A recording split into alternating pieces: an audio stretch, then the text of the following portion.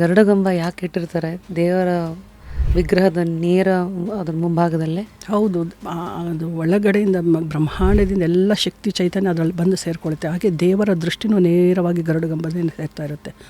ಅದು ಆ ಕಡೆ ಈ ಕಡೆ ನೋಡಲ್ಲ. ನಾವು ಅಲ್ಲಿ ನಿಂತು ಕೂತು ಏನು ಪ್ರಾರ್ಥನೆ ಮಾಡಿದ್ರು ಅದು ಫಲಿಸುತ್ತೆ.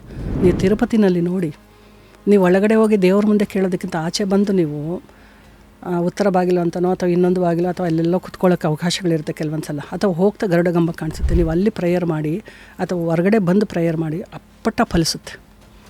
ಸ್ವಾಮಿ ಮುಂದೆ ನಾವೇನು ಕೋರಿಕೆ ಹೇಳ್ಕೊಬಾರ್ದು, ಅಥವಾ ಕಣ್ಣು ಮುಚ್ಚಿಬಿಡ್ತೀವಿ, ಅದೆರಡೂ ಮಾಡಬಾರ್ದು. ಅಲ್ಲಿ ಕೋರಿಕೆಗಳು ಬರೋದು ಎಷ್ಟೋ ಜನಕ್ಕೆ ಅಲ್ಲಿ ಹೋದಾಗ ಏನು ಕೇಳ್ಕೊಬೇಕು ಅಂತಲೇ ಗೊತ್ತಾಗೋದಿಲ್ಲ.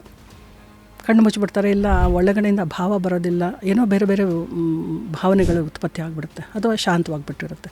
ಆದರೆ ನಿಮಗೆ ಏನಾದರೂ ಆಗಬೇಕು ಅಂತಂದರೆ ಹೊರಗಡೆ ಬಂದು ಕೂತ್ಕೊಂಡು ಇಂಥದ್ದೇ ಆಗಬೇಕು ಅಂತ ಸುಮ್ಮನೆ ಒಂದು ಸಲ ಅಂದ್ಕೊಳ್ಳಿ, ಪರಮಾತ್ಮ ಕಣ್ಣು ಕಾಣಿಸ್ತಾನೆ ನಿಮ್ಗೆ ಆ ಕೆಲಸ ಆಗೇ ಆಗುತ್ತೆ. ಇದು ನಮ್ಮ ಅನುಭವನೂ ಗರುಡಗಂಬದ ಪಕ್ಕ. ಹೌದು, ತುಂಬ ಅನುಭವಗಳಿದೆ ನಮ್ಮದು ಹೇಳಬೇಕು ಅಂದರೆ. ಫುಲ್ ವಿಡಿಯೋನ ನೋಡಿ ಆನ್ ರ್ಯಾಪಿಡ್ ರಾಶ್ಮೀಸ್ ಯೂಟ್ಯೂಬ್ ಚಾನಲ್.